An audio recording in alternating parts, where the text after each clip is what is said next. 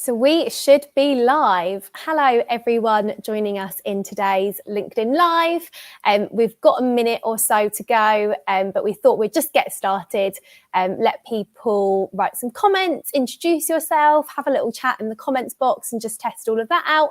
And we'll get going in about 30 seconds. Is everything working for you okay, Matty? Yeah, all good. Thank you. Good morning, everyone. I can see comments coming in from YouTube, LinkedIn, and Eventbrite randomly. So we are broadcasting everywhere. Yeah. Just said to Cassie, I feel a bit like Adele or Beyonce dropping a new album live all over the world at the same time. I'm not used to this. That is what it's like at Thrive. Awesome. Well, we have hit 11 o'clock. So I think we should get started. Should we start with some intros, Matty? Would you like to start us off and intro yourself? Sure. Hi, everybody. My name is Matty Hogarth. I don't work for Thrive. I work for a business called Indeed Flex. We are an offshoot of Indeed, and we focus on being basically the fastest way to help people find temporary work that fits their lifestyle. And I am their new learning and development manager. Awesome. Thank you so much. And I'm Cassie. I'm the Chief Marketing Officer at Thrive.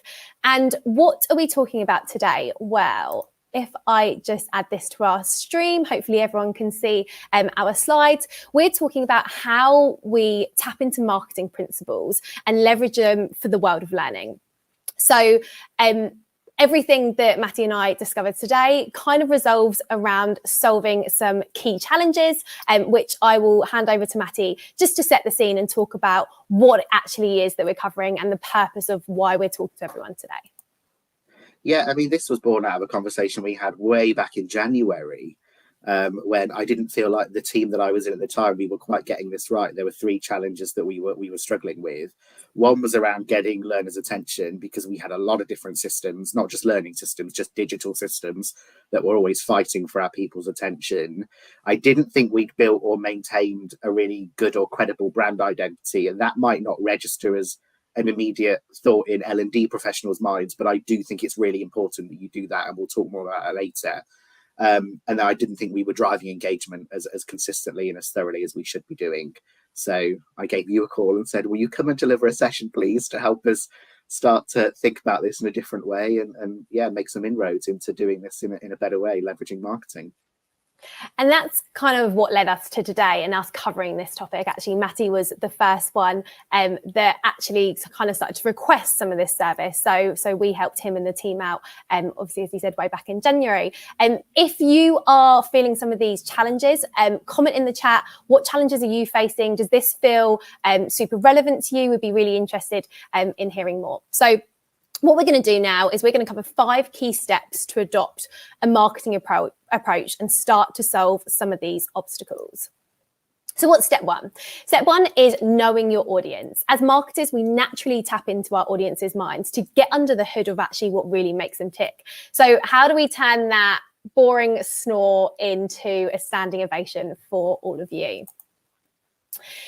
It's all about making it relevant and using the information that you have to create really personalized experiences.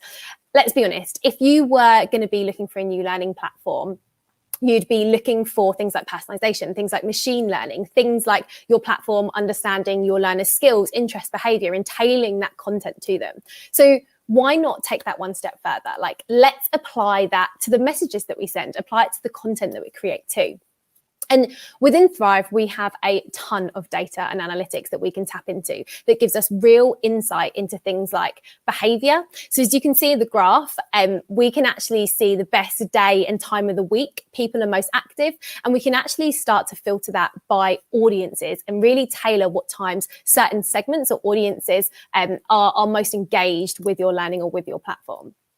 But how do you guys get started? So first step is doing a bit of research, understanding what it is that your LMS or your learning platform can do, what the capabilities are. And then we start to segment our audience and understand how we can make communication relevant to different groups or different audiences. Just like as a company, we have different types of customers, you'll have different types of learners, and each learner will have different needs based off their competencies, their roles, their performance, whatever it may look like. And then what we start to do is we start to turn these segments into personas and create detailed personas that inform how we start to build strong relationships and connection with our learners. So, Matty, do you want to tell us a little bit about how you go about that segmentation process and how you've done that in the past, and what you think L&D are getting right or getting wrong? Yeah, I mean, to be honest, I don't think we're getting a lot of this right at all. From what I see, the typical approach is generally you're led by your HR system and the quality of your HR data. So you're really being guided there by demographic data. Maybe if you're really fortunate and you have a sophisticated talent team, you might have a little bit of performance data as well. But I think you need to take that further. You need to start looking at things like your learners' values. What do they actually care about? What are their day-to-day challenges? Are there barriers? Do they even have enough time to even think about what you're telling them? I also recommend starting to look at what their current behaviours are. How do they currently access, seek out, engage with learning? Ultimately, you're trying to get to the point where you can articulate to an individual what's in it for them if they bother to invest their time or their energy in your learning experiences. And that explanation needs to really resonate with them on an emotional level as well as a logical one. Yeah, you're so right. And then how do we actually start to understand those motivations, those values, those behaviors? So as marketers, we develop personas. And now personas are not real people. I think a lot of people, when they write a persona, will definitely have someone specific in their mind. But personas aren't real people. They're a fictional representation of your target audience. So here on the screen is a bit of an example of our friend Charlie Russell. As you can see, we've mapped out all of her personal attributes, detailing things like her interests, her motivations, her personal goals, her frustrations, what her challenges are, actually what her personality is. And this gives us a really deep understanding of who we're talking to. It informs what they might resonate with, what they might connect with, what influences their attitudes and behaviors, and ultimately what they might expect from you. So to round up our step one, it's doing this persona exercise, and it's creating 3 to 5 different personas that all have common themes running through them that you can adopt and start to adapt how you're speaking to them. So swiftly on to step number 2. What is it? It's all about building brand. And what better way to actually start looking at brand than to look at some pretty cool branding that we've helped Jet2 Holidays develop within their Thrive Learning and Skills platform. As you can see, there's a few elements here that come together to really help their brand pop. But why is this so important for L&D? Well, for L&D, it means recognition amongst your learners. It means whatever they're going to see, or when they see an email from you or a message from you, they know it's going to be something of valuable. It's that credibility, that trust, that confidence that they're going to want to engage with content or learning or whatever it is that you're putting out there. It helps you gain loyalty and actually turn that loyalty into advocacy. It creates that discussion. It creates that, oh, have you seen that on your learning platform? That recommendation to other people. And how do we actually start establishing a brand? Well, we look at how you look, how you sound, and how you make people feel. So when it comes to how you look, is it sleek? Is it modern? Is it futuristic? Is it fun? Is it colourful? Is it playful? The importance of visual design can't be underestimated here. It's your first chance to grab your learners' attention and actually make your brand distinguishable. Now, in no way am I saying that we need to ditch user-generated content, make everything super slick and polished. Not at all. It's about making things consistent.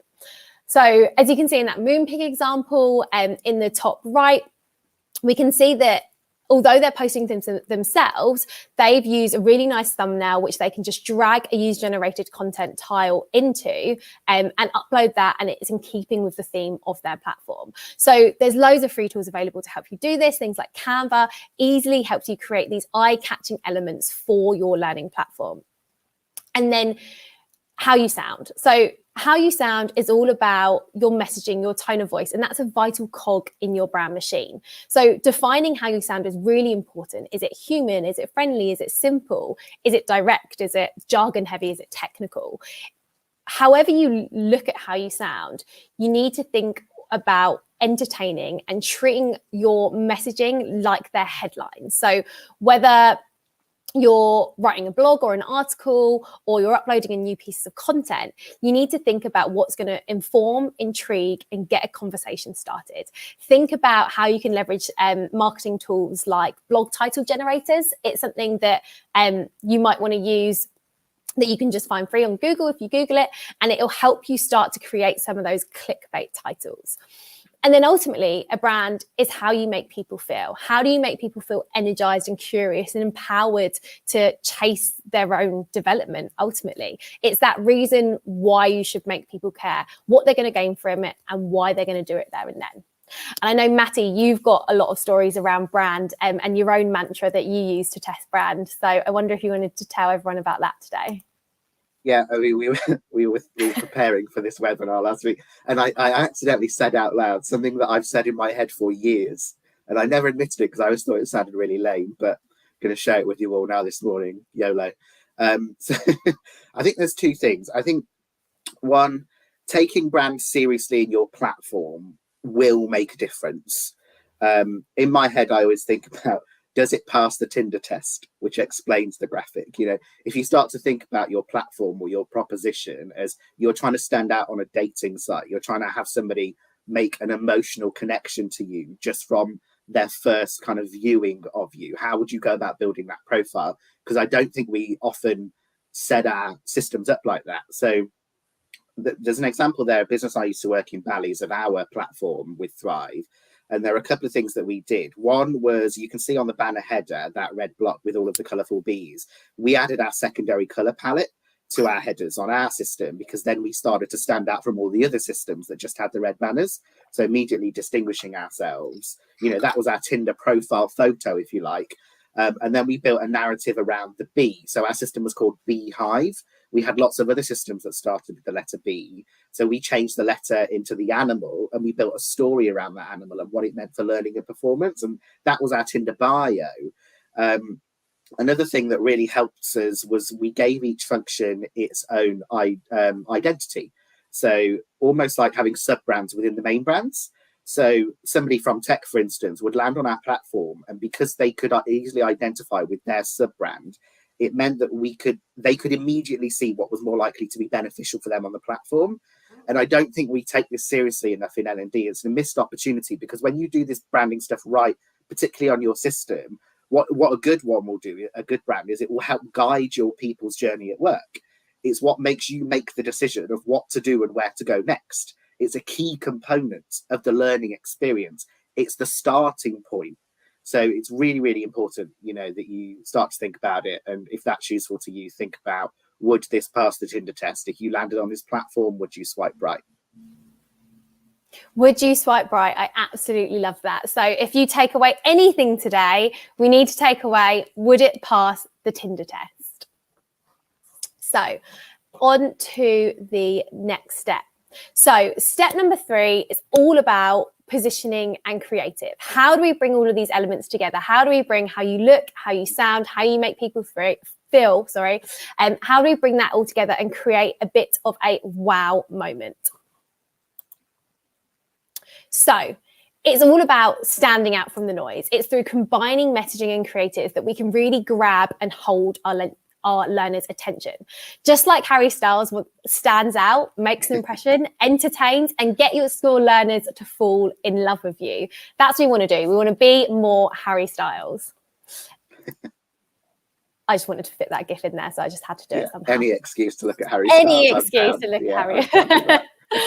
So to do that, we need to nail this combo, right? And actually, this is the fun part. This is when we can get a little bit silly. This is when we can start to be inspired by some of the big brands, some of those advertising campaigns that we love and we see all the time, and start to apply that to our own creative brainstorming. So some of the tips that I've got on the screen here when coming up with your hook, your advertising campaign, is to make sure it's relatable and relevant. So it has to be relevant to the topic in hand. It has to be relevant to what it is that you're talking about, and it has to be meaningful. Have fun and be creative. We work with customers to create all sorts of brand assets that promote either their Thrive Learning and Skills platform or promote their content that they're sharing from our content club. And I wanted to share some of these examples with you today. So we've got Morrison's up here with a classic line of "it doesn't get much better than this," and we did a whole series of GIFs which were all food related with all these little puns that got people to laugh, because ultimately what we're doing is we're trying to get and trigger an emotional response. The video in the middle, which just stopped playing, let me see if I can play it again, is something that we did with one of our customers, Giganet. They're an internet service provider, and this was a teaser video to promote their platform, and we created some fun loving characters, including the expert, that really started to make it human. And then the last one at the bottom, if you can see there, is something that we've done for Princes. So their whole message was all around pathways is evolving. So we came up with some fun puns with them, and it's oil you'll ever need, or we can't bottle it up anymore, pathways is evolving. So all of this fun message, all of these slogans and puns, it makes it not boring. It makes even something that's silly trigger that emotional response and gets people to engage with it. So I think that actually leads us nicely onto one of your stories, Matty. Do you want to talk a little bit about how you've been a bit silly in the past, and how it's actually really worked and you've gained lots of success from it? Yes, I mean, something I used to do is we would put so much time and thought into trying to hook people immediately on that message of what's in it for them, and that is really important. But I almost think there's like a -1 step before step one, which is just getting people to stop, take a breath, and actually consider you as a message. And I like to do that with humor. So there's a few simple ways we've done that. I mean, you can see on the slide there, this was a while ago. Gosh, I'm so much thinner. That was, we were struggling with feedback on one of our management programs. And so somebody that worked for me put this brilliant comic strip together. It was just a bit of a laugh that we sent out to people on a Friday afternoon, and it immediately got people to fill it in. They could see that we'd made a bit of an effort to have a laugh, so they made a bit of an effort for us. An example with the Beehive brand, we made that more tongue-in-cheek. So we used to send out emails that was around, Beehive, your weekly roundup, and just by changing that to the subject line became Beehive yourself, like behave yourself. And engagement skyrocketed just by having that pun in the title. And I remember once trying to get, it was a learning needs analysis survey, and trying to get engagement up. And I put the subject line as bunny in a teacup. And I opened the email with a picture of a cute bunny in a teacup. And then it was, now I've got your attention. And I sent that out. And when I clicked send, I immediately regretted it, because I thought people are going to come back to me really annoyed, like clickbait. You told them it's one thing and it's another. And actually people came back and was like, actually, I needed a bit of a laugh. It's been a long week. This made me smile. I'll fill in the survey now for you. So I think if you give a bit of entertainment up front, people consider your message, they down tools, they think about what you're telling them, and then you can lead them onto a more meaningful experience. So it's really worthwhile getting more creative and a bit silly and freer. And it's definitely more fun for us as well as we go. Cool. We're on to step 4 now. So step 4 is all about campaigning your learning. But what do we actually mean by a campaign? Essentially, a campaign is a series of activities that help you achieve a particular thing. And for us in L&D, it can be about a focus point. It might be a theme to create discussion and encourage participation. And it might be that thing that we do to help change people's behaviors and attitude. It can be an event, it can be a program, it can be initiative, it can be all of the above. But some of the things that you might want to include in your learning campaign might be your vision, your objective, actually what it is that you're setting out to do. Your audience, so go back to that step 1 and understand who is it that I'm targeting with this? How can we tie in personas and actually understand how we make it relevant for each segment or each persona that we're wanting to talk to? We might include time frames. So how long have you actually got for this campaign? Does your time frame include a build-up period where you can start to create some noise and some traction, a launch activity, something that's kind of a defined moment in time, and then post-launch? So like post your big campaign or event or whatever it is, do you have campaign activity that still runs? As Matty's example that just then, his was all about feedback. So how are you then going to get feedback off the back of what you've just done? You can talk about budget. Have you got budget for this? And if you do, what can you do with that budget? You can talk about positioning. So this is that why, that answering that clear, what's in it for me as your learner? Why should I do this? Why should I engage right here, right now? And then we detail out the deliverables and distribution, what it is that you actually need to do.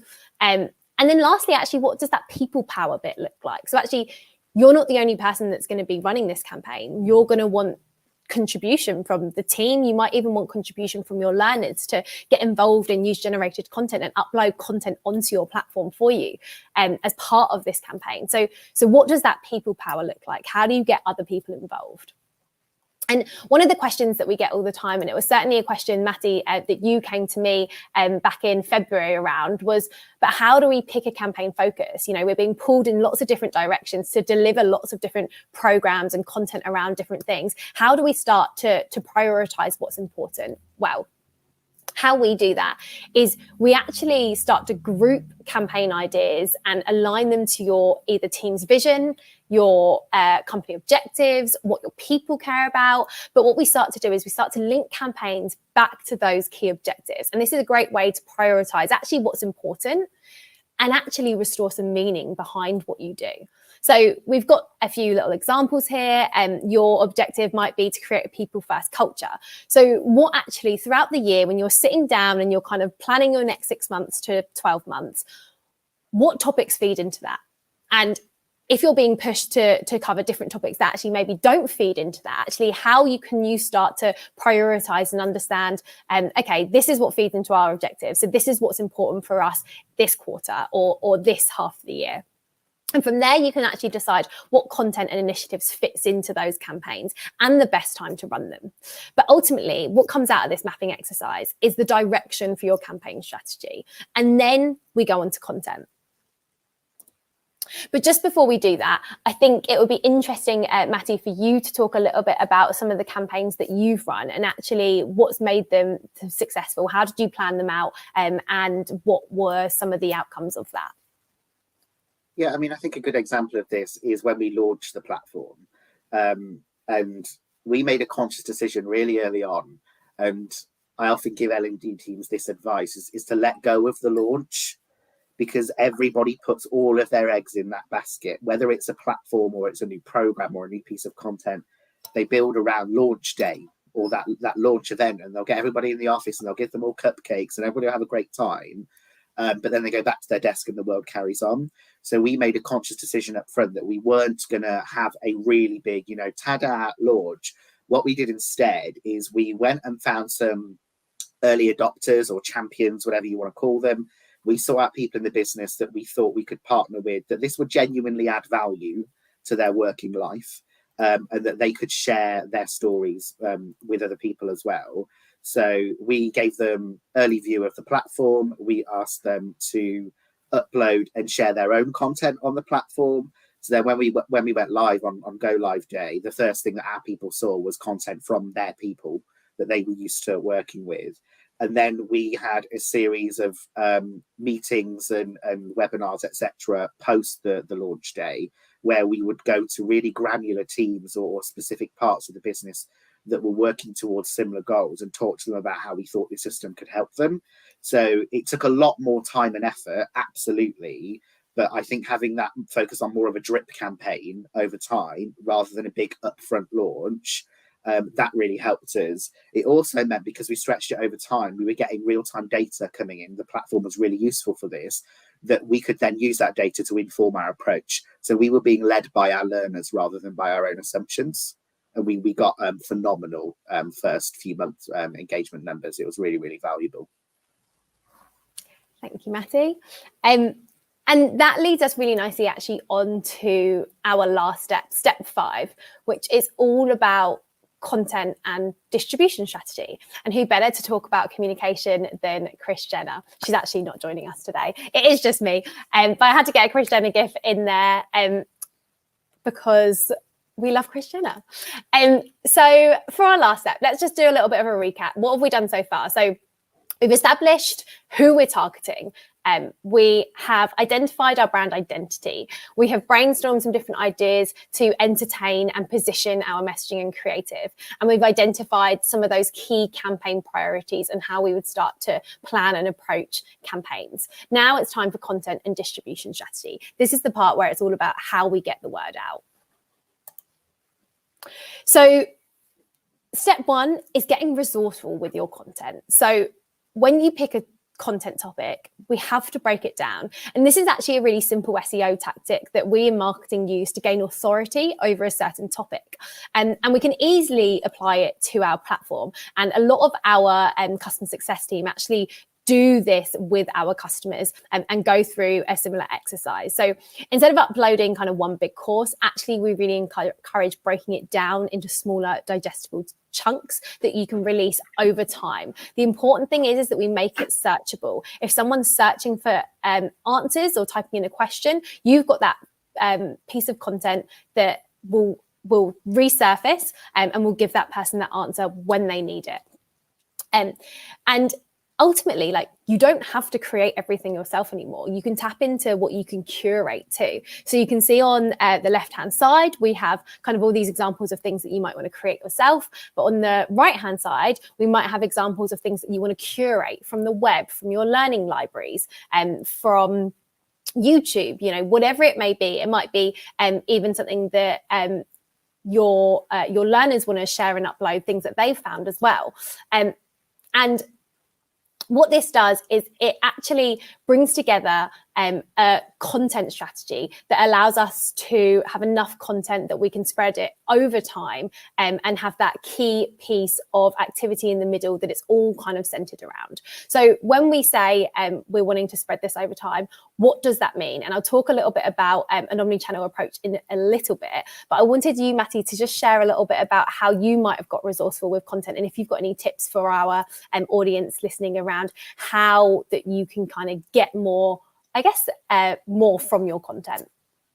Yeah, I think we often look at pieces of content as if they're a complete meal, and I would start to look at them as if they're ingredients. And, you know, if you think about your pantry at home, you have shelves full of ingredients that you can put together in different ways to make different meals that will suit different tastes. And that's how I think about content. So I think having a comprehensive content strategy, first of all, it's going to allow you to tidy up your store cupboard so you can find things and share them and connect them with the right people really quickly.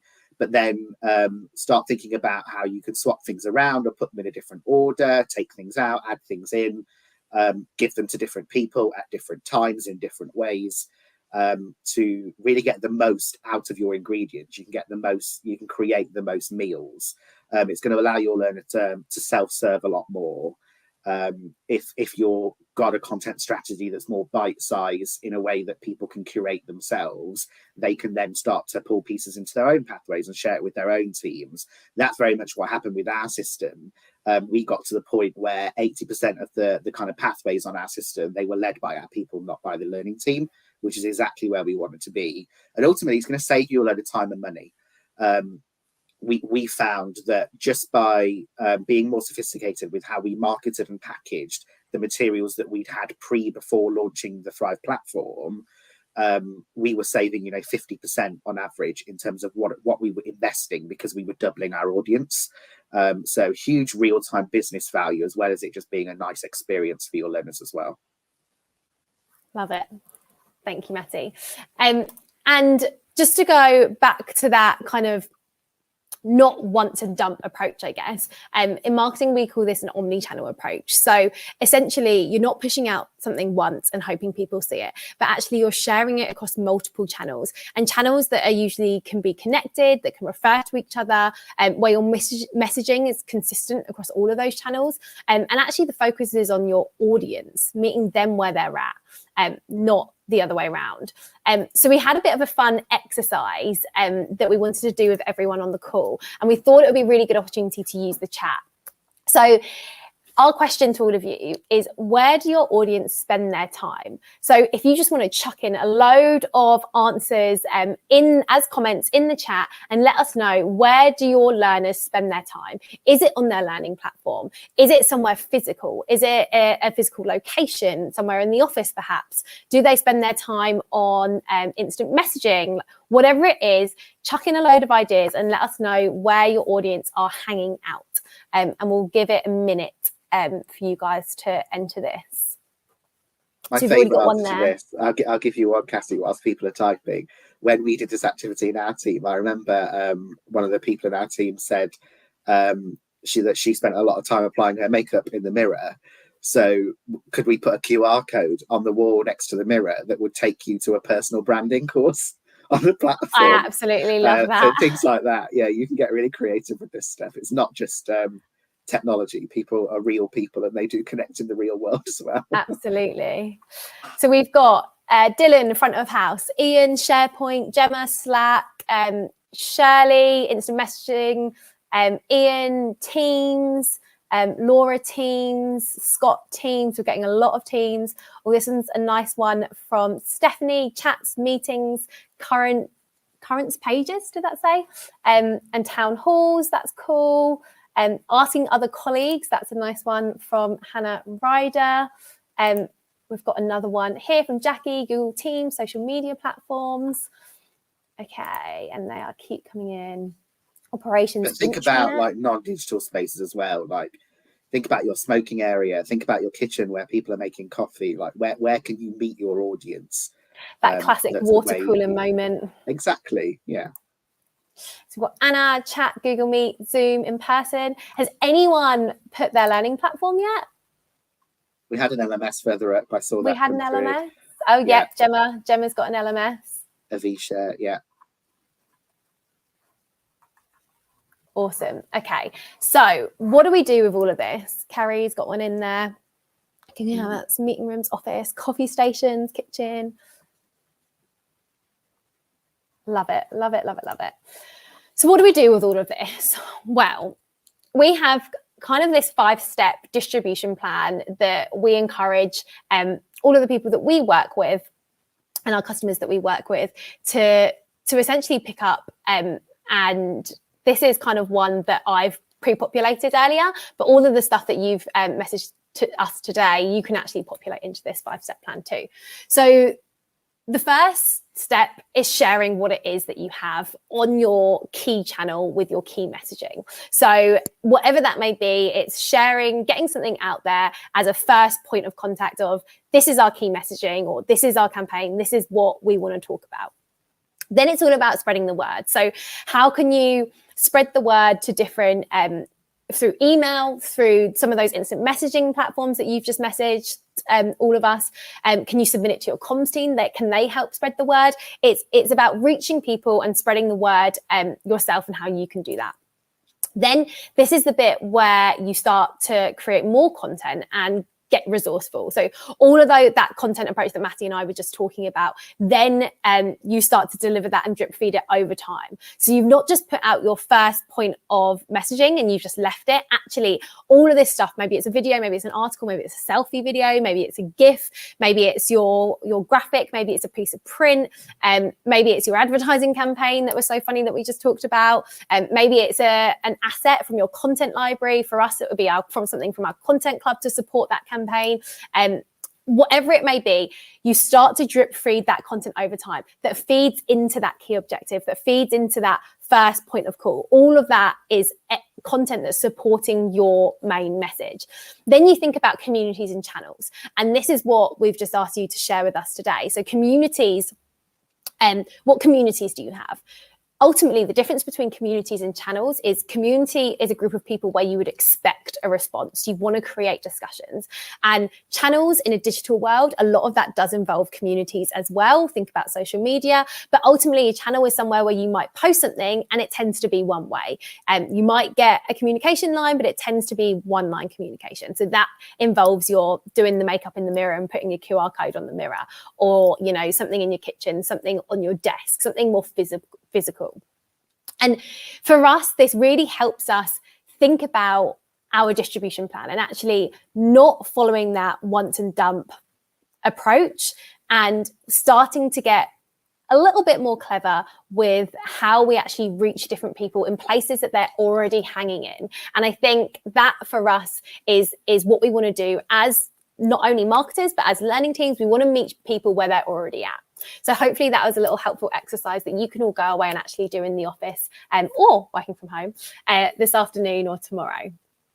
And one thing we just wanted to touch on lastly, and I think, Matty, you'd be really good to understand and share a little story around how you've tapped into learning influencers. So as part of that, getting the word out, spreading the news, you might want to create a little army of learning champions, learning advocates, whatever it may be, to help you spread that word and champion your activity. So Matty, over to you to tell us a little bit about what makes a good learning influencer. I think for me, we gravitate towards titles in L&D. We try and seek out the most senior person. If we get the CEO to send an email on launch day, everybody's going to do it. That might get the initial buy-in, but it's not going to get the continuous behavior. So what we looked for people that had existing brands in the business, that people that like to talk a lot, that like to share, not afraid to get out there. But ultimately, we wanted people that could talk more about the benefit of the learning than they talk about the experience itself, because that was what was going to drive behavior. So think about people that have an existing brand, people that are going to tell your story in the way you want that story told, and that they're going to go out there and actually do it without you having to push them all the time because they want to be a part of something special. Love that. Thanks, Matty. And that actually concludes our LinkedIn Live or YouTube Live as well, because we're streaming in multiple locations. I just wanted to end with a note before we go into questions. At Thrive, we've recently launched a brand new service for our customers, helping them grow their knowledge on all of the points that we've covered today, through workshopping and practical exercises together. And we use all of the information, data and tools that we have available within our Thrive Learning and Skills platform to help them build an L&D brand. We create assets, we create videos, we design merch to support their look and feel, to support their campaigns, their initiatives, their events, and help our customers go big. So that's just a little ending point on the marketing studio. I just say something on that, Cassie. Oh, yeah, because I'm really excited about this, because I feel like this addresses an elephant in the room. So if you're interested in marketing for learning, this is becoming a bigger part of conversations. People are talking about it a lot. Certain people are like trying to own that space. But there's an elephant that people don't address, which is around this idea of resource. That there'll be learning professionals on this call that will think, yeah, this all sounds great, but I don't have the time or the money to do this stuff.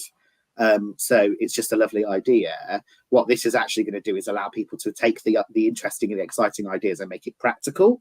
I mean, in its crudest sense, your marketing studio is cheaper than hiring a marketeer. So it's a practical way of getting around that resource issue. So I think this is a game changer in the learning space, because no longer are we just thinking about concepts of marketing. We've now got a mechanism to apply them and make them operational. Thanks, Matty. That was really great. Awesome. So we'll take some questions. I know we've run a little bit over already, but we're happy to take any questions and stay on the line if anyone has any questions. So we will wait for a minute or so and see what comes in from all of you guys. And me and Matty can change. There's lots of options in terms of changing screens, and I'm still getting used to it. I didn't dare press any of the buttons just in case something broke. Get too excited. Yeah. Awesome. So we'll give it a couple of minutes, probably till 22, to see if anyone has any questions that come through. I know we've had loads of chatter in the chat, so that has been really nice, and we love getting two-way communication and people talking to us. We don't just want to be talking to ourselves, do we, Matty? No, and I am reading them. I loved Hannah's Lou News. That's inspired of where people might interact with and engage with content. Brilliant idea. Yeah, I love that too. Question from Sharon: has this session been recorded to watch again? Yes, it has, Sharon. You'll be able to find this on YouTube, you'll find it on LinkedIn, and we'll make sure that the recording goes out by email as well. So if you subscribe to all of our lovely Thrive communications, whether it's our newsletter or our blog, you will get this as part of all of that content that we share.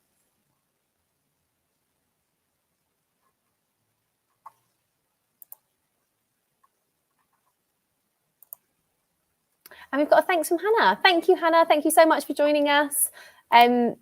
You might have said this, but is it possible to get hold of the slides? Yes, that's fine, Anna. We did post the slides this morning on our LinkedIn, so you should be able to see them there. Unfortunately, LinkedIn didn't let us post all of our lovely GIFs of Harry Styles and Kris Jenner. So if you do want it, please drop me a message on LinkedIn and I can send you the link to the slides.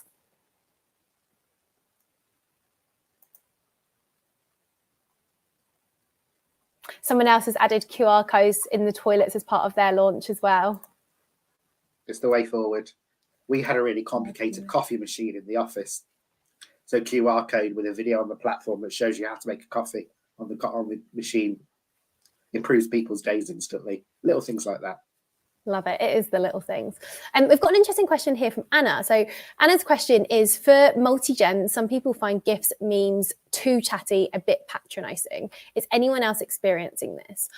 So I think how I would answer this question, Anna, is this is where your personas come into play, right? So when you're creating your personas and you're understanding your segments, you're tapping into what your audience wants to see. So when you're creating those personas, and actually you're mapping out some of that audience and you're actually deciding that there's a generation or a segment of learners that we want to reach out to that actually don't like things like GIFs. They don't like memes. They find it too informal. They find it too chatty. They find it a bit patronizing. Then that's how we start to tailor our communication. So how you might then start to use that if you had our Thrive Learning and Skills platform as an example, is you would tailor the things that you send out to that audience slightly differently to how you might tailor another set of personas that want to be entertained and want to find things funny. So that's kind of how I would approach it and how I would go about doing that. I don't know if you've got anything to add, Matty.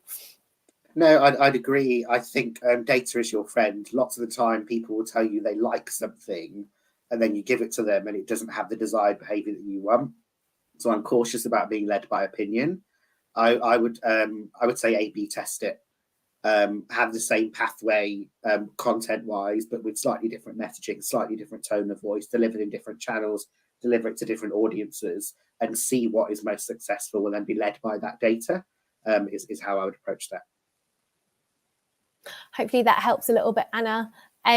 Our next question we've got, as marketing moves ahead with time, which segment in the marketing area has a bright future for youth? Which segment in the marketing area has a bright future for youth? I can take this. Do you want to take it, Matty? Yeah, I think for me, the big shift is user-generated content. For years, for decades, L&D and HR have policed and owned the learning strategy. And it shouldn't be that way because you can't control or own a learning experience. That's a very individual thing to go through. So tools like Thrive's platform is finally allowing the learner to self-learn what they can seek out, find what they want, but also they can share, they can build their own community, they can build their own channels, they can distribute their own campaigns. So it's giving freedom and choice to people that historically haven't had it before. Which is a brilliant thing. Love it. Cool. If there are no more questions, I think we shall wrap it up there. So I just wanted to say a big thank you for joining us today, Matty. We've absolutely loved chatting with you, and thank you to everyone that has joined this LinkedIn Live. We will be back on LinkedIn soon, announcing our next webinar in the coming week. So please keep an eye out on that. And thank you again. And we hope to speak to you all soon. Bye.